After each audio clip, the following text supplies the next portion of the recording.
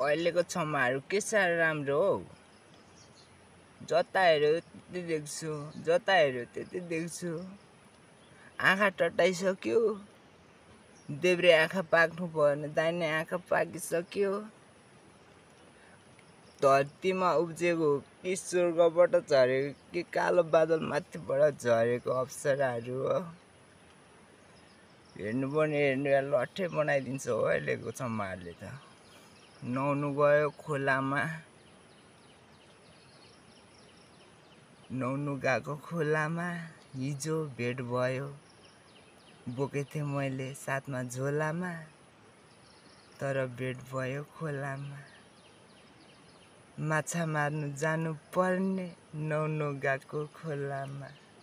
माछा मार्नु जानु पर्ने गएको खोलामा।